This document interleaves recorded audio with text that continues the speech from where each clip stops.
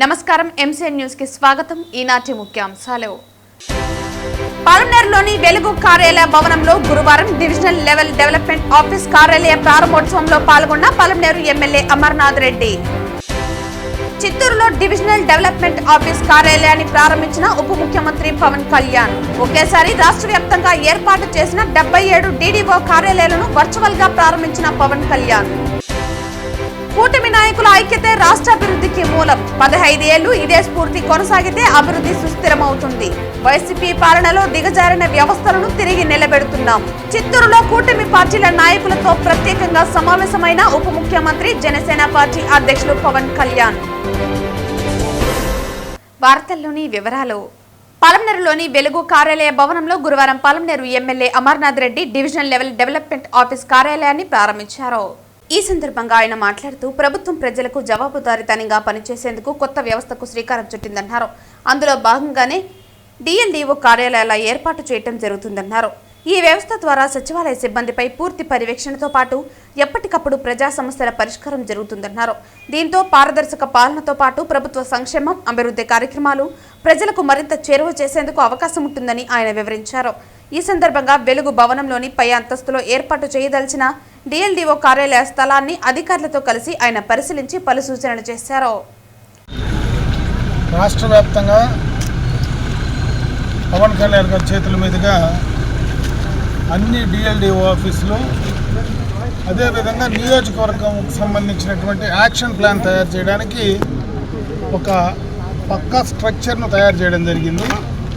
ఒక revenue division పరిధిలో ఒక అధికారిని, డిఎల్డీఓ స్థాయి అధికారిని పెట్టి ఆయన నుంచి ఏదైతే ఈరోజు మనకు సచివాలయాలు ఉన్నాయో, సచివాలయంలో పనిచేసేటువంటి ఉద్యోగులు ఉన్నారో వాళ్ళందరినీ కూడా సక్రమంగా విధులు పనిచేయించుకోవడానికి కానీ, సచివాలయాల ద్వారా చేసేటువంటి అభివృద్ధి సంక్షేమ కార్యక్రమాలపైన పర్యవేక్షణ కానీ, అవిని ప్రజలకు అందించడానికి ఇంకా త్వరితగతిన ప్రజల అవసరాలను ఏ విధంగా చేయాలా, ఇంకా ప్రభుత్వాన్ని ప్రజల వద్దకు తీసుకెళ్లాలా, డైరెక్ట్గా ప్రజలతో సచివాలయాల ద్వారా, మరి అదేవిధంగా ఒక రెవెన్యూ డివిజన్ స్థాయిలో సంబంధాలు పెట్టుకొని చేసేటువంటి ఒక ఆఫీస్ను ఈరోజు మనం పాలమనేరులో మన రెవెన్యూ డివిజన్లో ఇక్కడ మనం ఇనాగ్రేట్ చేసుకోవడం జరిగింది.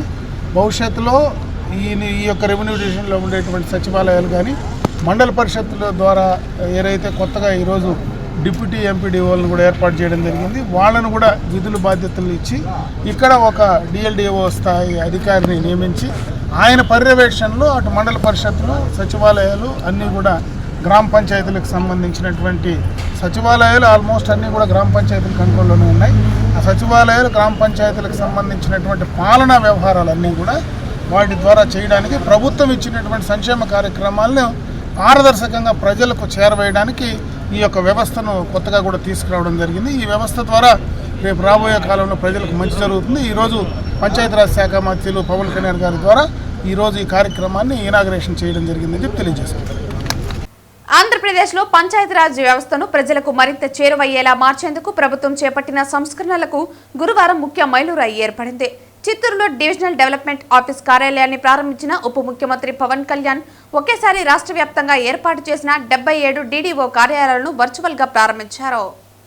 ఈ కొత్త విధానం గ్రామీణ ప్రజలకు సేవలందించే విధానాన్ని సులభతరం చేసి ప్రభుత్వ కార్యక్రమాల అమలును వేగవంతం చేయనుందని తెలిపారు. గాంధీజీ ఆశయాలను స్ఫూర్తిగా తీసుకుని గ్రామాలను అభివృద్ధి పట్టుకొమ్మలుగా తీర్చిదిద్దాలన్న సంకల్పంతో ఈ సంస్కరణలు రూపొందించామని పవన్ కళ్యాణ్ తెలిపారు. డీడీఓ కార్యాలయాలు మినీ కలెక్టరేట్లా పనిచేస్తాయని, క్షేత్రస్థాయిలో సంక్షేమ పథకాలు, అభివృద్ధి కార్యక్రమాల పర్యవేక్షణ సులభతరం అవుతుందని ఆయన అన్నారు. ఇప్పటి వరకు జిల్లా పంచాయతీ అధికారి పరిధిలో మాత్రమే ఉన్న సేవలు ఇప్పుడు డివిజన్ స్థాయి వరకు విస్తరించడంతో ప్రజలకు మరింత చేరువ అవుతాయని తెలిపారు. ప్రతి పంచాయతీ స్వయం పాలన బలోపేతం అయ్యేలా నిర్ణయాలు తీసుకున్నామని, 7,244 క్లస్టర్లను రద్దు చేసి 13,350 పంచాయతీలను పూర్తి స్థాయిలో స్వయం పాలన సంస్థలుగా మార్చినట్లు వెల్లడించారు. పెద్ద గ్రామాల్లో గెజిటెడ్ డెవలప్మెంట్ ఆఫీసర్ల నియామకం ద్వారా బాధ్యత మరింత పెరుగుతుందని తెలిపారు. పంచాయతీరాజ్ శాఖ చేపట్టిన తర్వాత it's instrumental back bone of the entire state administration. 70% మనది గ్రామాలతో ఉన్న రాష్ట్రం మంది. అందుకని దీనికి మేము ఎంత బెస్ట్ చేయగలం, ఎంత బాగా చేయగలం దాని మీదే మనసు ఉండేది. సో దాంట్లో భాగంగా చాలా సంస్కరణలు కానీ గతంలో ఏం జరిగినాయి, గతంలో 15-20 సంవత్సరాలకు ఏం జరిగినాయి, అలాగే ప్రత్యేకించి లాస్ట్ 5 yearsలో ఏం జరిగినాయి అనేది నేను రాగానే దాన్ని చాలా రివ్యూ మీటింగ్స్లో మాట్లాడటం జరిగింది. దాంట్లో భాగంగా ప్రత్యేకించి ఇలాంటి ఒక అడ్మినిస్ట్రేటివ్ బిల్డింగ్ కావాలి, దాదాపు 10 నుంచి 12 సేవలు విభిన్నమైన ఆఫీసుల్లో ఉంటాయి, దీనికి ఏదైనా చేయాలి, దీనికి అన్నింటినీ కలిపి ఒక అంబ్రెల్లా కింద పట్టుకురావాలనేది ఫస్ట్ మంత్లో వచ్చింది నా దృష్టికి. ఆ రోజు నుంచి పేషీ అధికారులందరితో కూర్చొని మాట్లాడి, ప్రిన్సిపల్ సెక్రటరీ గారితో మాట్లాడి, కమిషనర్ గారితో మాట్లాడి ప్రతిసారి దాన్ని చాలాసార్లు రివ్యూ చేస్తూ ఇక్కడ దాకా పట్టుకొచ్చాం. సో దీంట్లో భాగంగా ఈ 77 ఈ ఆఫీసెస్ ప్రారంభించడం నిజంగా చాలా ఆనందంగా అనిపించింది. ఈ ప్రతి పంచాయతీ ఈ కార్యాలయాల నుంచి చాలా సేవలు అందిస్తారు. ప్రతి సేవ మన పౌర సేవలు విస్తృతంగా ప్రజలకు చేరువేందుకు ఈ మార్పు దోహదపడుతుంది. ప్రతి పంచాయతీ స్వతంత్రంగా వ్యవహరిస్తూ ప్రజల అవసరాలను తీరుస్తూ స్థానిక సంస్థల దగ్గర సాధ్యం కాని పనులకు మాత్రమే ప్రభుత్వాలపై ఆధారపడేలా బలోపేతం చేయాలనే ఈ సంస్కరణలు తీసుకురావడం జరిగింది.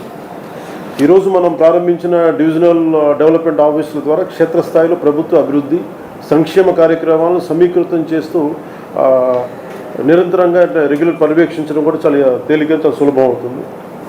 కింద స్థాయిలో జరిగే అభివృద్ధిని ఎప్పటికప్పుడు తెలుసుకునే వీలుంటుంది. అలాగే ప్రభుత్వం ఆదేశాలను వెంటనే క్షేత్రస్థాయిలో అమలు చేసేందుకు, ఫలితాలు సాధించేందుకు ఈ కార్యాలయాలు చాలా ఉపయోగపడతాయి. వర్షించని మేఘం, శ్రమించని మేధావి ఉన్నా లేకపోయినా ఒక్కటే అని, అలాగే కూటమి ప్రభుత్వానికి ఇంత బలముండి ప్రజల ఆకాంక్షలకు అనుగుణంగా వ్యవస్థల్లో మార్పులు తీసుకురాలేకపోతే మనకు ఎన్ని పదవులు ఉన్నా నిష్ప్రయోజనమని ఉప ముఖ్యమంత్రి జనసేన పార్టీ అధ్యక్షులు పవన్ కళ్యాణ్ పేర్కొన్నారు. గురువారం చిత్తూరు రెడ్డిగుంట వద్ద నూతనంగా ఏర్పాటు చేసిన డివిజనల్ డెవలప్మెంట్ ఆఫీసును ప్రారంభించిన అనంతరం జనసేన, టీడీపీ, బీజేపీ నేతలు కార్యకర్తలతో సమావేశమయ్యారు. ఈ సందర్భంగా పవన్ కళ్యాణ్ మాట్లాడుతూ, ఈరోజు కూటమి ప్రభుత్వం వ్యవస్థల ప్రక్షాళనపై ఇంత బలంగా ముందుకు వెళ్తుందంటే దానికి కారణం మీ అందరి మద్దతని, మీరు ప్రభుత్వానికి అండగా నిలబడటంతోనే ఇదంతా సాధ్యమైందన్నారు. మన ఐక్యతే రాష్ట్రానికి బలమని, కూటమిలో ఉన్న 3 పార్టీల నాయకులకు విభిన్న భావాజలాలు ఉన్నా మనమందరం రాష్ట్రం బాగుండాలని, అరచకాలు ఉండకూడదనే సదుద్దేశంతో ఒక గొడుగు కిందకు వచ్చి కూటమిగా ఏర్పడ్డామని అన్నారు. మనలో మనకు చిన్న చిన్న కమ్యూనికేషన్ గ్యాప్స్, మనస్పర్ధలు ఉండటం సహజమని, ఒకచోట కూర్చుని మాట్లాడుకుంటే అన్ని సమస్యలు తీరుతాయన్నారు. ఆ రోజు చిన్నగా మొదలుపెట్టిన కూటమి ప్రభుత్వం ఈరోజు కేంద్రంలో ఎన్డీఏ ప్రభుత్వానికి ఎంతో బలమైన శక్తిగా మారిందన్నారు. ఈరోజు ఇంతమందికి నామినేటెడ్ పోస్టులు ఇవ్వగలిగామంటే కారణం మనందరి ఐక్యతే అని అన్నారు. ఇదే ఐక్యతతో మరో 15 ఏళ్లు కష్టపడితే రాష్ట్రానికి సుస్థిర అభివృద్ధి సాధ్యమవుతుందన్నారు. ఈ కార్యక్రమంలో శాసనసభ్యులు గురజాల జగన్మోహన్, ఆరణి శ్రీనివాసులు, మురళీమోహన్, అరవ శ్రీధర్, ఉమ్మడి చిత్తూరు జిల్లా జనసేన అధ్యక్షులు, ఆంధ్రప్రదేశ్ హస్తకళల అభివృద్ధి కార్పొరేషన్ చైర్మన్ పసుపురేటి హరిప్రసాద్, శ్రీకాళహస్తి ఆలయ చైర్మన్ కొట్టే సాయి ప్రసాద్ తదితరులు పాల్గొన్నారు.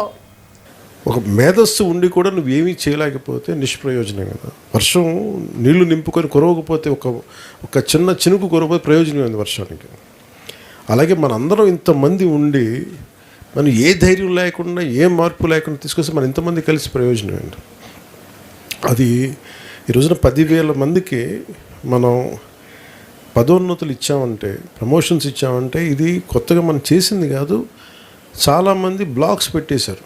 ఆ పథకాలు కావచ్చు, 40,000 రూపాయల నుంచి 5 లక్షల దాకా వసూలు చేస్తారంట. నాకు తెలియదు అది.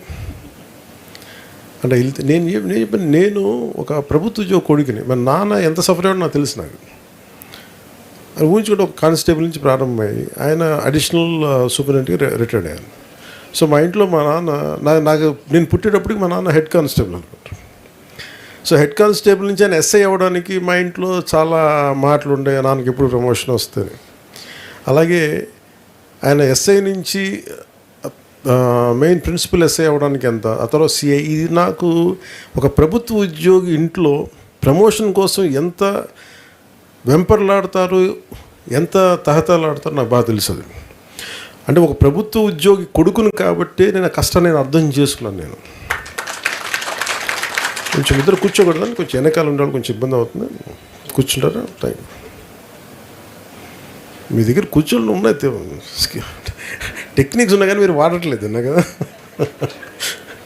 అంటే ఇది అంటే చాలా ఆనందం అనిపించింది. ఇప్పుడు నేను నా కూతురు పుట్టినప్పుడు నేను ఇదే పొజిషన్లో ఎంటర్ అయినా, పెళ్ళి అయ్యేటప్పుడు కూడా ఇదేనా అంటే అవి చూసే వాళ్ళకి పెద్దవి కాకపోవచ్చు. బయట ఉద్యోగులు కాని వాళ్ళకి ఏముందిలే అనిపించవచ్చు, కానీ ఒక ఉద్యోగికి ఆ చిన్న ఆ ప్రమోషన్ ఎంత కీలకం ఒక ఉద్యోగకుడిగా నాకు తెలుసు. అది ఎంత ఆనందం ఉండేదో మాకు తెలుసు. మహిళల్లో అదొక పండగ వాతావరణం ఉంటుంది.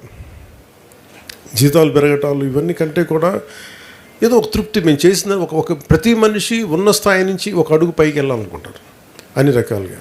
సో దాంట్లో భాగంగా భగవంతుడు మనం ఈరోజు ఇంత చేసామంటే ఎందుకు చెప్తున్నానంటే ఇది నేను చేశానని చెప్పట్లేదు. ఇక్కడున్న మీరందరూ కూడా రాష్ట్రం నలుమూలల మీరు కూటమికి మీరు నిలబడితే మేము చేయగలిగాం. ఆ మాట చెప్పడం చెప్తున్నాను. స్వచ్ఛాంధ్ర స్ఫూర్తిని పల్లె ప్రజల్లోకి విస్తృతంగా తీసుకువెళ్లడానికి పంచాయతీరాజ్ శాఖ ఇటీవల ప్రయోగాత్మకంగా చేపట్టిన స్వచ్ఛ రథాలను ఉప ముఖ్యమంత్రి పవన్ కళ్యాణ్ పరిశీలించారు. స్వచ్ఛాంధ్ర స్ఫూర్తిని పల్లె ప్రజల్లోకి విస్తృతంగా తీసుకువెళ్లడానికి పంచాయతీరాజ్ శాఖ ఇటీవల ప్రయోగాత్మకంగా చేపట్టిన స్వచ్ఛ రథాలను పవన్ కళ్యాణ్ పరిశీలించారు. తిరుచనూరు, కరకంబాడి పంచాయతీల నుంచి తీసుకొచ్చిన స్వచ్ఛ రథాల దగ్గరకు వెళ్లి ప్రజలకు అందుతున్న సేవలను తెలుసుకున్నారు. పొడి చెత్త, పనికిరాని వస్తువులు తీసుకొస్తే ప్రజలకు అందిస్తున్న నిత్యావసరాలను పరిశీలించారు. అదే స్ఫూర్తిని కొనసాగించాలని అధికారులను అభినందించారు.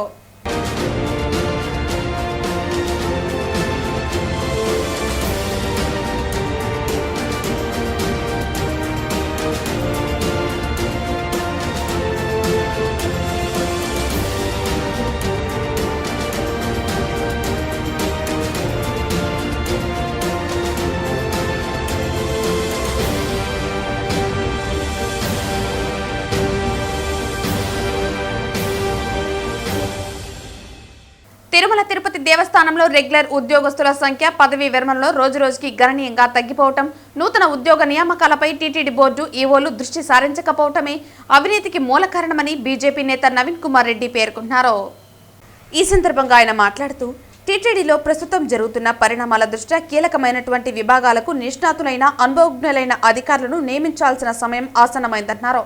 టీటీడీలో marketing, engineering, law department, welfare department, catering department చాలా కీలకమైనటువంటి విభాగాలని, అలాంటి వాటిపై టీటీడీ ధర్మకర్తల మండలి అధ్యక్షులు, ఐఏఎస్ అధికారులు, ముఖ్యంగా రాష్ట్ర ప్రభుత్వం ప్రత్యేక దృష్టి సారించి ఇన్ఛార్జ్ అధికారులను వెంటనే తొలగించి రెగ్యులర్ ఉద్యోగస్తుల నియామకాలు చేపట్టాలన్నారు.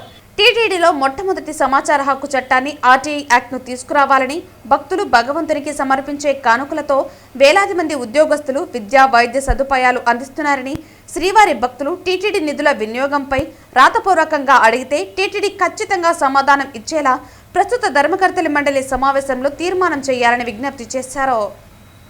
టీటీడీలో శాశ్వతంగా అనర్థాలు, అవినీతి జరగకుండా కట్టడి చేసేందుకు ముఖ్యంగా భక్తుల నుండి, రాజకీయ నాయకుల నుండి విమర్శలకు తావు లేకుండా చూసుకోవాల్సిన బాధ్యత ధర్మకర్తల మండలి ఇటు టీటీడీ ఉన్నత అధికారులపైన మరియు ప్రభుత్వంపైన ఉందని, తక్షణమే ధర్మకర్తల మండలి అధ్యక్షులు దీనిపై చొరవ తీసుకుని ఆయా రంగాలలో అర్హులైన, అనుభవజ్ఞులైన అధికారులను నియమించే దిశగా చర్యలు తీసుకోవాలని, అంతేకాకుండా రాష్ట్ర ముఖ్యమంత్రి టీటీడీపై సమీక్ష జరిగినప్పుడు ముఖ్య శాఖలకు, అధికార నియామకాలకు సత్వరమే చర్యలు తీసుకునేలా ఆదేశాలు జారీ చేయగలరని నవీన్ విజ్ఞప్తి చేశారు.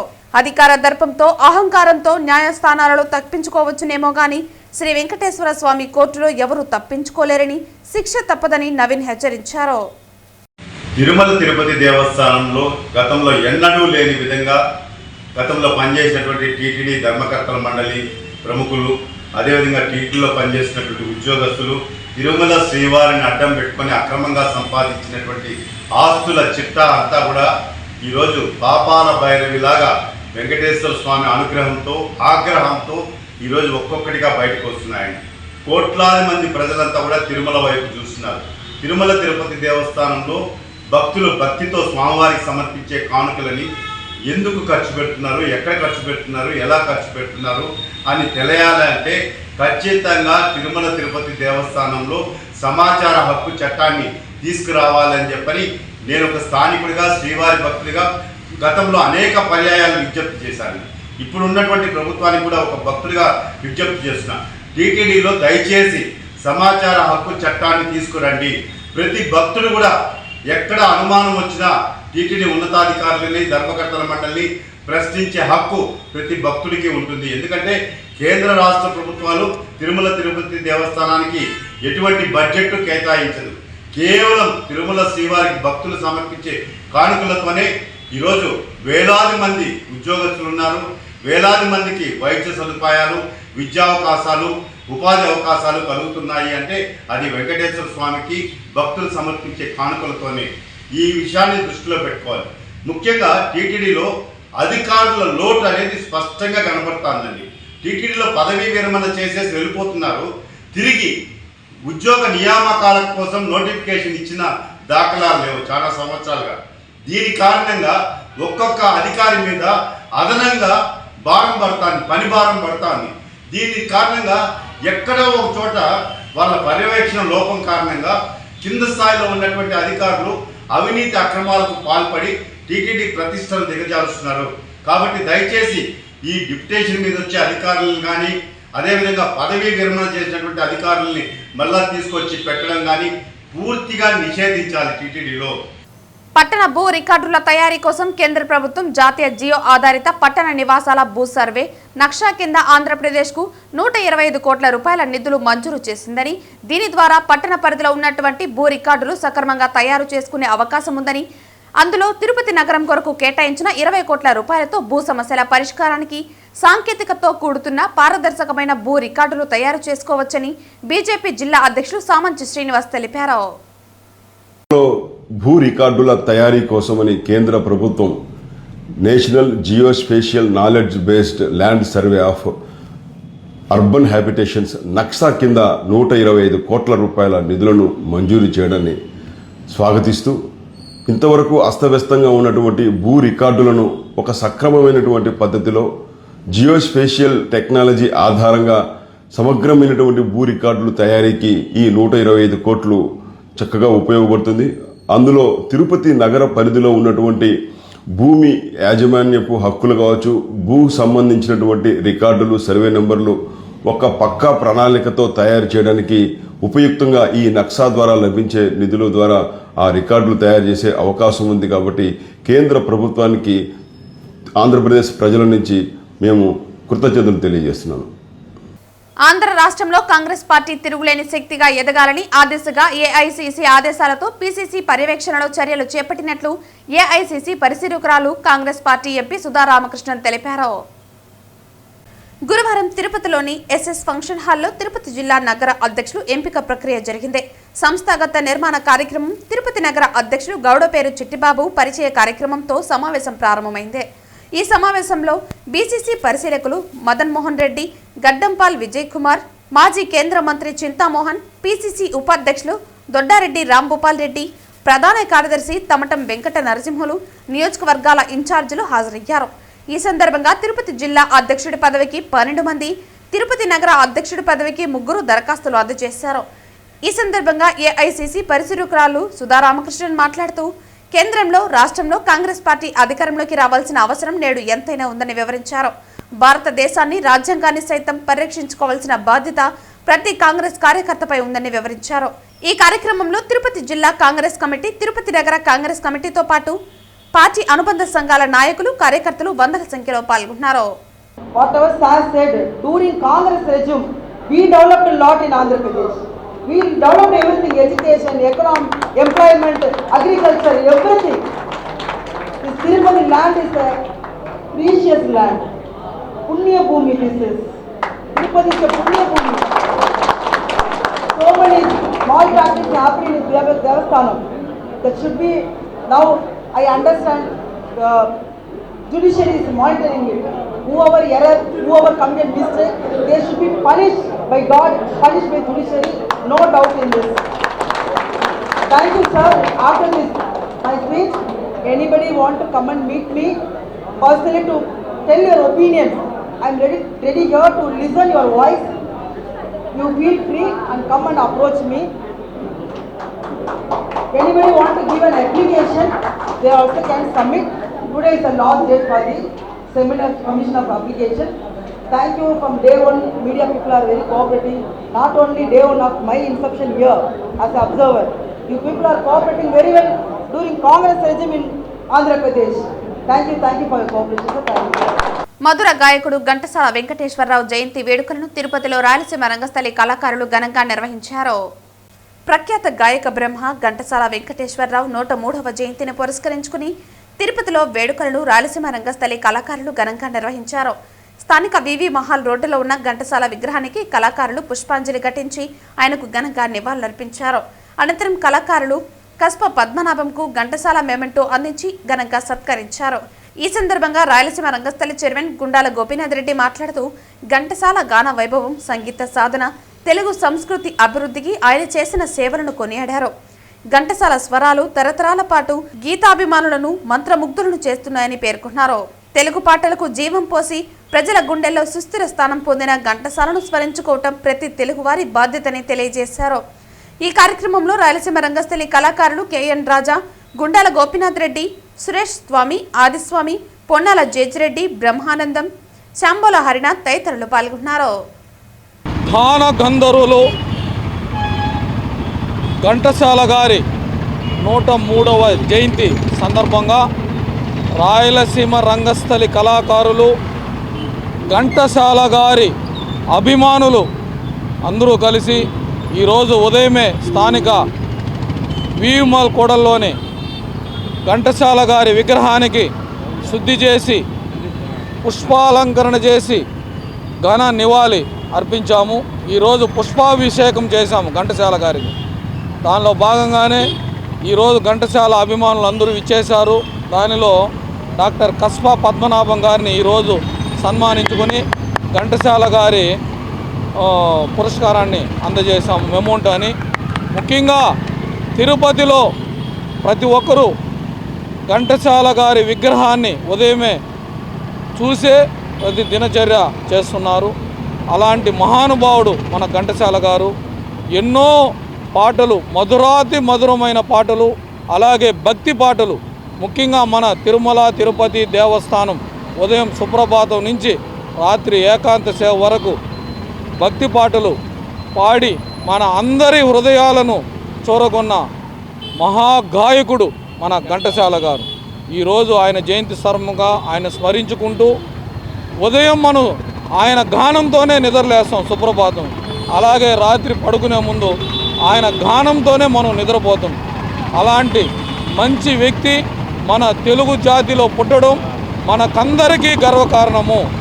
ఈరోజు ఆయన జయంతిని జరుపుకొని ఆయన మహానుభావుడి ఘన నివాళి అర్పిస్తున్నాం.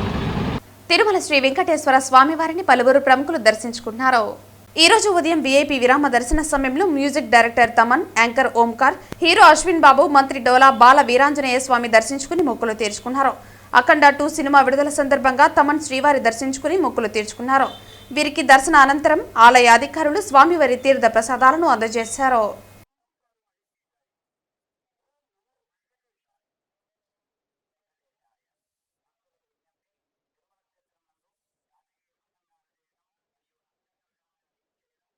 వార్తలు ముగించే ముందు ముఖ్యాంశాలు మరోసారి. పాలమనేరులోని వెలుగు కార్యాలయ భవనంలో గురువారం డివిజనల్ లెవెల్ డెవలప్మెంట్ ఆఫీస్ కార్యాలయ ప్రారంభోత్సవంలో పాల్గొన్న పాలమనేరు ఎమ్మెల్యే అమర్నాథ్ రెడ్డి. చిత్తూరులో డివిజనల్ డెవలప్మెంట్ ఆఫీస్ కార్యాలయాన్ని ప్రారంభించిన ఉప ముఖ్యమంత్రి పవన్ కళ్యాణ్. ఒకేసారి రాష్ట్ర వ్యాప్తంగా ఏర్పాటు చేసిన 77 డీడీఓ కార్యాలయాలను వర్చువల్ గా ప్రారంభించిన పవన్ కళ్యాణ్. కూటమి నాయకుల ఐక్యతే రాష్ట్రాభివృద్ధికి మూలం. 15 ఏళ్లు ఇదే స్ఫూర్తి కొనసాగితే అభివృద్ధి సుస్థిరమవుతుంది. వైసీపీ పాలనలో దిగజారిన వ్యవస్థలను తిరిగి నిలబెడుతున్నాం. చిత్తూరులో కూటమి పార్టీల నాయకులతో ప్రత్యేకంగా సమావేశమైన ఉప ముఖ్యమంత్రి, జనసేన పార్టీ అధ్యక్షులు పవన్ కళ్యాణ్. ఈ వార్తలు ఇంతటితో సమాప్తం. తిరిగి వార్తల్లో మళ్ళీ కలుద్దాం. అంతవరకు సెలవు. నమస్కారం.